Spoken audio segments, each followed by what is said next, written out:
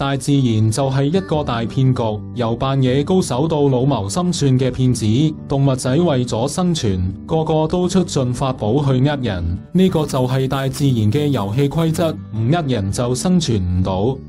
各位觀眾大家好啊，我係泡泡，又到咗網絡補血站嘅時間啦。佢哋用盡奇招去吸引另一半，躲開獵食者，甚至偷嘢食，真係叻到爆，唔係講笑。呢啲騙術唔係單純嘅生存手段，仲反映咗大自然中複雜嘅生態互動關係。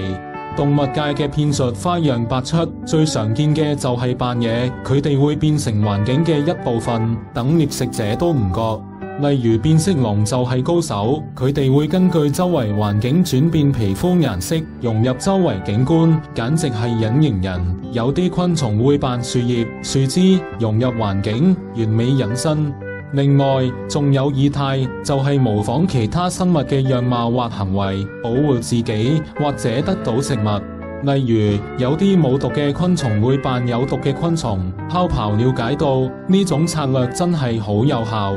騙術仲可以用嚟溝女仔，例如有啲雀仔會模仿其他物種嘅求偶歌，吸引配偶。泡泡覺得呢啲騙術令佢哋喺求偶過程佔盡優勢。講到騙術，就不得不提虛張聲勢，呢種策略係動物誇大自己嘅力量或者威脅，呃人以為佢哋好勁。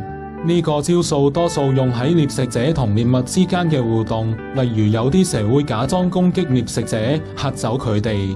不過喺交配季節，公嘅列子螳螂蝦都會用虛張聲勢去爭女仔。公嘅列子螳螂蝦有勁力嘅爪，可以打出高速衝擊，打走競爭對手。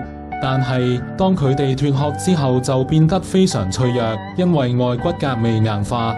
為咗保護自己，佢哋就會用虛張聲勢嘅招數，即使冇乜殺傷力，都會做出攻擊動作嚇走對手。泡泡認為呢個騙術真係好聰明，令佢哋可以爭取寶貴嘅時間，等外骨骼硬化之後先安全咁去爭地盤同女仔。動物界嘅騙術真係充滿智慧，佢哋嘅適應能力超乎想象。呢啲策略喺佢哋嘅生存同繁衍中起住重要作用。由扮野到虛張聲勢，呢啲複雜嘅行為就係動物點樣利用騙術去獲取優勢嘅最佳例子。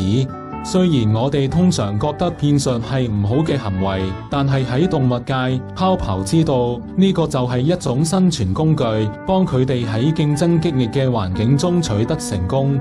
佢哋嘅策略提醒我哋，大自然真係複雜到不得了，我哋仲不斷從呢啲神奇嘅生物身上學習。今集就講到呢一度，下一集會繼續帶俾大家更多精彩嘅內容，希望大家可以訂閱我嘅頻道同俾個 like 啦。